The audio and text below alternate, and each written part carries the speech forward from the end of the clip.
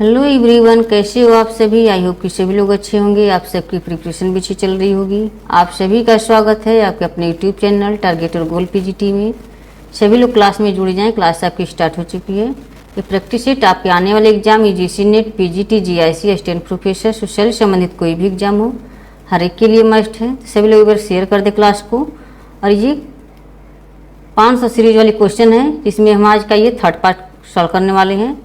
Second part तक हम यहाँ तक सॉल्व कर चुके हैं, 40 तक। जो लोग नहीं देखे हैं उससे अवश्य देख रहे हैं। सारे वीडियोज आपकी यूट्यूब पे प्लेलिस्ट में मिल जाएंगी, वहाँ से आप देख सकते हैं। जो लोग अभी तक टेलीग्राम चैनल को ज्वाइन नहीं किए तो ज्वाइन अवश्य कर लें। आज का ये यहाँ तक हम सॉल्व कर चुके थे। तो आज का क्वेश्चन हमारा स्टार्ट होता है 41 से। यहाँ से स्टार्ट होगा हमारा question. The structure of Hindu society किसके द्वारा लिखी गई थी।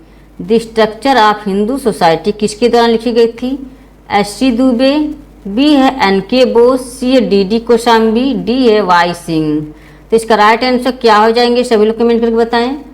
इसका राइट आंसर ऑप्शन बी हो जाएंगे, N K. Bose, option B. Next question है फ्रेंड्स, क्लास को ज़्यादा से ज़्यादा शेयर कर दें। क्लास पहली बार जुड़े हैं प्लीज़ चैनल को सब्सक्राइब कर लें। जितने लोग वॉचिंग कर रहे हैं सभी लोग शेयर कर दें एक बार।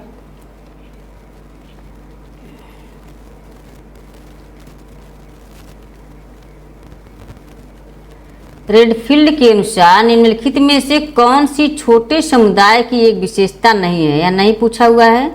ऑप्शन है छोटापन, बी है एक रूपता, सी है विशिष्टता, डी है अस्थिरता। तो इसका राइट आंसर क्या हो जाएंगे। रेडफील्ड के अनुसार निम्नलिखित में से कौन सी छोटे समुदाय की एक विशेषता नहीं है। तो इसका राइट आंसर ऑप्शन डी हो जाएंगे। छोटे समुदाय की विशेषता छोटापन, एक रूपता, विशिष्टता, ये सभी है। लेकिन अस्थिरता इसकी विशेषता नहीं है छोटे समुदाय की। ये अस्थिर नहीं होती है, स्थिर होती है। तो ऑप्शन डी हो जाएंगे। नेक्स्ट क्वेश्चन है,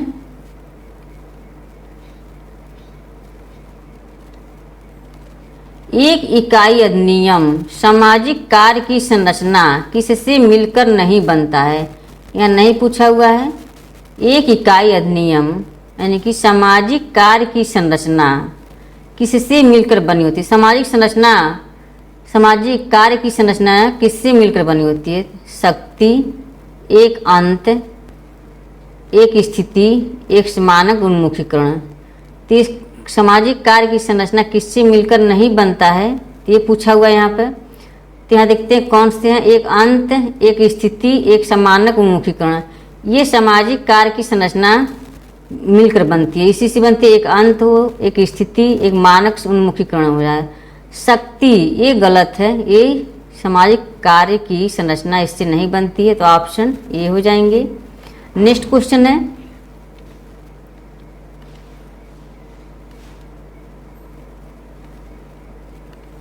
पार्सन्स सामाजिक व्यवस्था में, पार्सन्स रहेगा यहाँ पर, पार्सन्स के सामाजिक व्यवस्था में AGIL का अर्थ है। AGIL का अर्थ है acculturation, goal, attainment, integration, latency.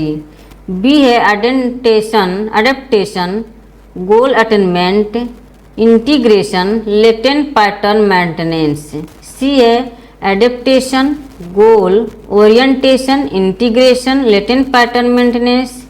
D है aggregation, goal setting, internalization, latent pattern maintenance. तो इसका राइट आंसर क्या हो जाएंगे। इसका हो जाएगा, एक अर्थ होता है एडेप्टेशन, जी का गोल अटेनमेंट, आई का हो जाएगा इंटीग्रेशन, एल का हो जाएगा लेटेंट पैटर्न्स मेंटेनेंस। तो ऑप्शन बी हो जाएंगे। नेक्स्ट क्वेश्चन है,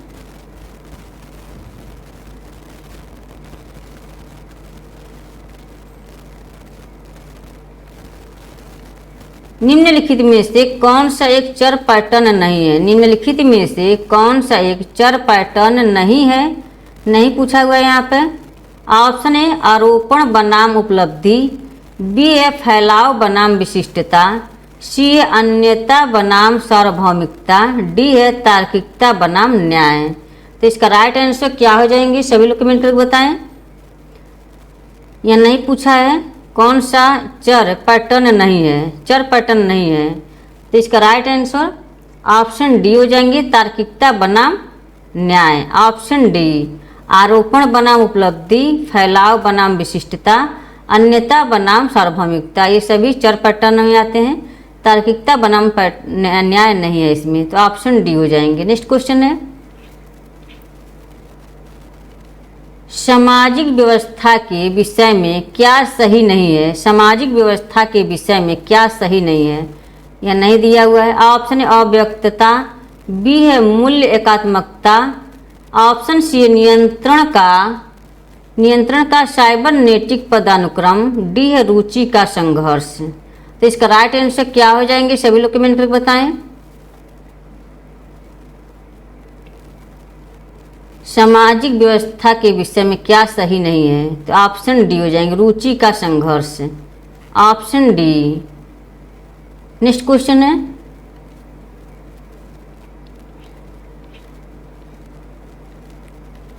निम्नलिखित में से कौन सा मध्यम श्रेणी के सिद्धांत के विषय में सही नहीं है?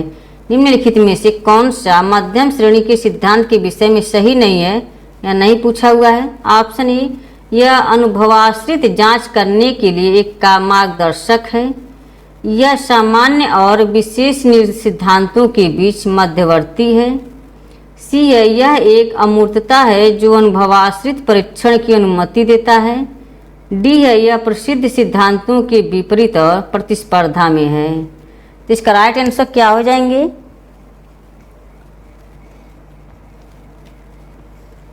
ऑप्शन डी हो जाएंगे, यह प्रसिद्ध सिद्धांतों के विपरीत और प्रतिस्पर्धा में है। तो ऑप्शन डी। नेक्स्ट क्वेश्चन है,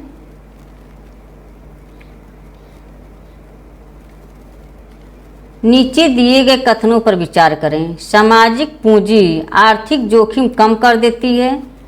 नेक्स्ट है, आर्थिक जोखिम घरेलू हिंसा का कारण बनता है। नेक्स्ट है, प्रवासी समुदायों में सामाजिक पूंजी की कमी होती है। नेक्स्ट है, प्रवासी समुदायों में घरेलू हिंसा अधिक होने की संभावना होती है। नीचे दिए गए सभी कथन, ये कथन किसका एक उदाहरण है? सभी दिए गए सभी कथन किसका एक उदाहरण है?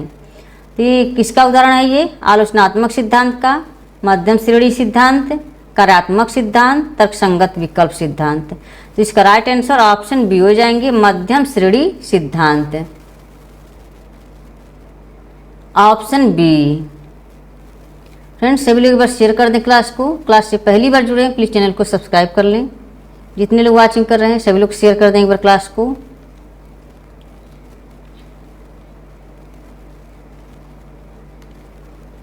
मॉर्टन के अनुसार निम्नलिखित में से कौन सा असंबंधितता की स्थिति की प्रतिक्रियाओं की सीमा के बाहर है? मॉर्टन के अनुसार निम्नलिखित में से कौन सा असंबंधितता की स्थिति की प्रतिक्रियाओं की सीमा के बाहर है? ऑप्शन ए है नवीनीकरण, बी है बहिष्करण, सी है विद्रोह, डी है कर्मकांड। तो इसका राइट आंसर क्या हो जाएंगे? मॉर्टन के अनुसार निम्नलिखित में से कौन सा असंबंधितता की स्थिति की प्रतिक्रियाओं की सीमा के बाहर है? इसका ऑप्शन डी हो जाएंगे, कर्मकांड। Option D. नेक्स्ट क्वेश्चन है,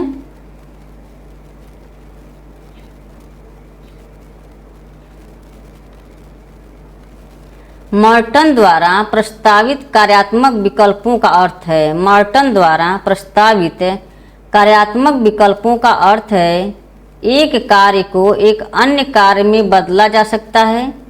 ऑप्शन सेकंड है, यह एक कार्य में एक से अधिक सामाजिक रूप शामिल हो सकते हैं। तो इसमें क्या हो जाएंगे? मॉर्टन द्वारा प्रस्तावित कार्यात्मक विकल्पों का अर्थ है, तो इसमें एक कार्य को एक अन्य कार्य से बदला जा सकता है, तो ये गलत हो जाएगा। दूसरा वाला सही है, एक कार्य में एक से अधिक सामाजिक रूप शामिल हो सकते हैं। तो ऑप्शन सेकंड, ये फर्स्ट गलत है, दो गलत सही है। तो इसमें दो सही है, एक गलत है, तो ऑप्शन डी हो जाएंगे। नेक्स्ट क्वेश्चन है,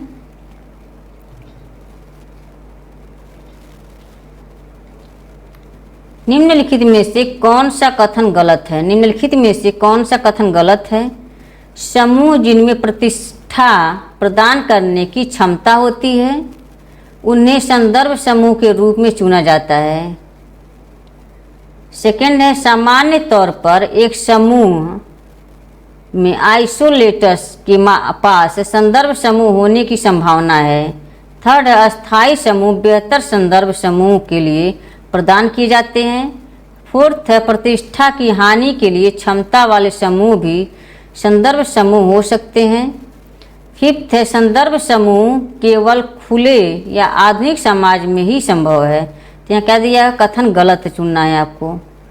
तो यहाँ पे सभी सही हो जाएंगे। समूह जिसमें प्रतिष्ठा प्रदान करने की क्षमता होती है उन्हें संदर्भ समूह के रूप में चुना जाता है। सामान्य तौर पर एक समूह में आइसोलेटस के पास संदर्भ समूह होने की संभावना है। तो यहाँ सब तक सही है। संदर्भ समूह केवल खुले या आधुनिक समाज में ही संभव है, तो ये गलत है। तो ये गलत हो जाएगा। तो यहाँ क्या पूछा है, गलत कथन बताना है, तो ऑप्शन ये हो जाएंगे राइट आंसर। नेक्स्ट क्वेश्चन है, निम्नलिखित में से कौन से विज्ञान की एक विशेषता नहीं है? निम्नलिखित में से कौन सी विज्ञान की एक विशेषता नहीं है, यह नहीं पूछा हुआ है। ऑप्शन ए सार्वभौमिकता, B A प्रयोजनवाद, C A साम्यवाद, D A निष्पक्षता। तो इसका राइट आंसर क्या हो जाएंगे, सभी लोग कमेंट करके बताएं। कौन सी विज्ञान की विशेषता नहीं है? तो इसका राइट आंसर, इसका राइट आंसर ऑप्शन बी हो जाएंगे, प्रयोजनवाद, ऑप्शन बी। नेक्स्ट क्वेश्चन है, विज्ञान की विशेषता कौन कौन सी है? सार्वभौमिकता हो जाएगा, साम्यवाद, निष्पक्षता, प्रयोजनवाद इसका नहीं है, तो ऑप्शन बी। नेक्स्ट क्वेश्चन है, निम्नलिखित पुस्तकों में से कौन सी जेफरी अलेक्जेंडर द्वारा नहीं लिखी गई है? या नहीं दिया हुआ है। जेफरी अलेक्जेंडर की पुस्तक कौन सी नहीं है? Theoretical logic in sociology, new functionalism, C है multi dimensional sociology, D action and its environment. तो इसमें क्या हो जाएंगे, कौन से अलेक्जेंडर पुस्तक अलेक्जेंडर की नहीं है? तो इसमें थ्योरेटिकल लॉजिक इन सोशियोलॉजी है, न्यू फंक्शनलिज्म है, एक्शन एंड इट्स एनवायरमेंट। तो ये अलेक्जेंडर की पुस्तक है। मल्टी डायमेंशनल सोशियोलॉजी इनकी पुस्तक नहीं है। Right answer, right answer option C हो जाएंगे। नेक्स्ट क्वेश्चन है,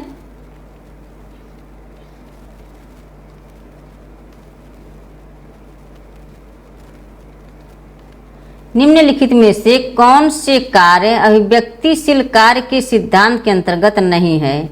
या नहीं दिया हुआ है। कौन से कार्य अभिव्यक्तिशील कार्य के सिद्धांत के अंतर्गत नहीं है? स्वदेशवादी कार्य, परिवर्तनकारी कार्य, सी नियामक कार्य, डी नाटकीय कार्य। तो इसका राइट आंसर क्या हो जाएंगे, सभी लोग कमेंट करके बताएं। ऑप्शन बी हो जाएंगे, परिवर्तनकारी कार्य, ऑप्शन बी। नेक्स्ट क्वेश्चन है, फ्रेंड्स सभी लोग एक बार शेयर कर दें क्लास को। क्लास से पहली बार जुड़े हैं प्लीज चैनल को सब्सक्राइब कर लें।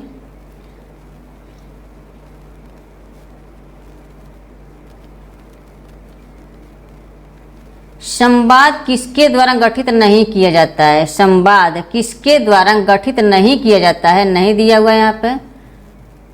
ऑप्शन ए विचार, बी ए स्वतंत्रता, सी ए वाद विवाद, डी ए दबाव। तो इसका राइट आंसर क्या आ जाएंगे, संवाद किसके द्वारा गठित नहीं किया जाता है? तो इसका राइट आंसर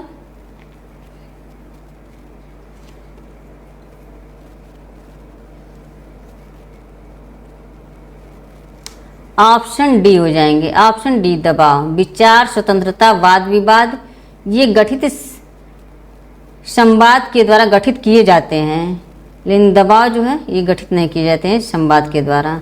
नेक्स्ट क्वेश्चन है,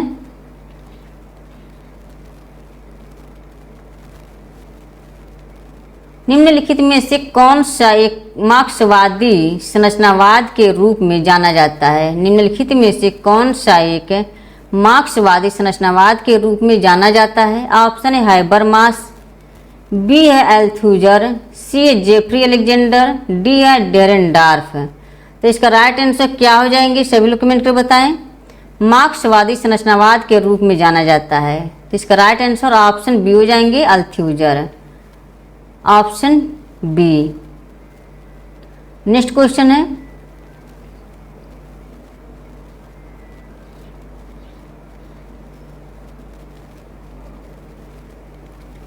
ऐतिहासिक भौतिकवाद में इतिहास के निम्न चरणों की व्यवस्था करें। ऐतिहासिक भौतिकवाद में इतिहास के निम्न चरणों की व्यवस्था करें। ऑप्शन ए आदिम साम्यवाद, बी पूंजीवाद। फर्स्ट है आदिम साम्यवाद, सेकेंड पूंजीवाद, थर्ड है साम्यवाद, फोर्थ दासत्ववाद, फिफ्थ है सामंतवाद। इसको निम्न में व्यवस्था करना है। ऐतिहासिक भौतिकवाद में इतिहास के निम्न चरणों की व्यवस्था करना है। इसमें क्या हो जाएंगे, आदिम साम्यवाद हो जाएगा, आदिम साम्यवाद, उसके बाद दासत्ववाद हो जाएगा, आदिम साम्यवाद, दासत्ववाद, उसके बाद फिर आ जाएगा आपका सामंतवाद, पूंजीवाद, साम्यवाद। इसमें 1 4 5 1 4 5 1 4 5 हो जाएगा, 2 3, ऑप्शन ए हो जाएंगे। नेक्स्ट क्वेश्चन है फ्रेंड्स, सभी लोग एक बार शेयर कर दें क्लास को।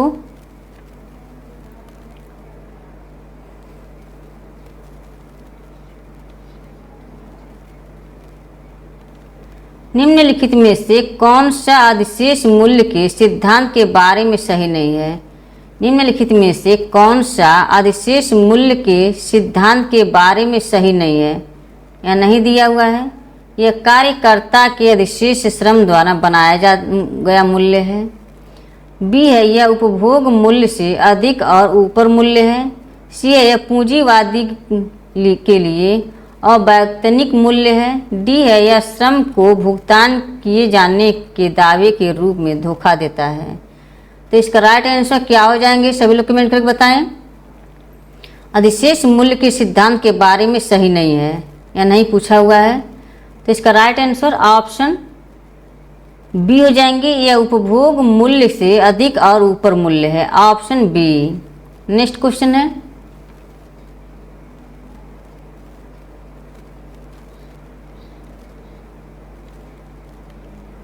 पृथक्करण का मार्क्सवादी सिद्धांत की चर्चा उसके कौन से प्रकाशन में की गई है।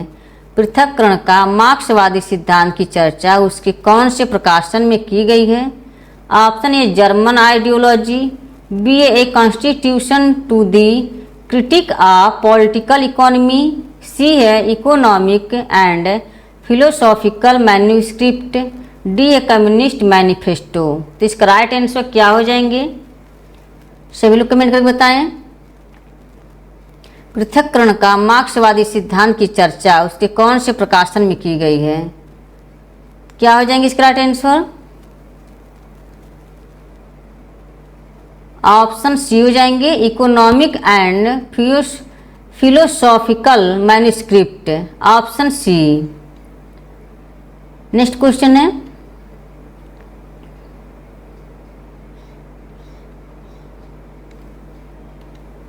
निम्नलिखित में से कौन सा मार्क्सवाद, यहाँ मार्क्सवाद होगा, यहाँ पर मार्क्सवाद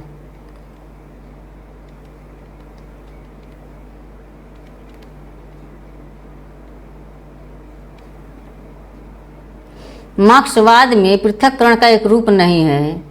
ऑप्शन ए उत्पाद से पृथक्करण, बी है उत्पादक गतिविधि से पृथक्करण, सी है स्वयं से पृथक्करण, डी है राज्य से पृथक्करण। कौन सा मार्क्सवाद में पृथक्करण का एक रूप नहीं है या नहीं दिया हुआ है। इसका राइट आंसर क्या हो जाएंगे, सभी लोग कमेंट करके बताएं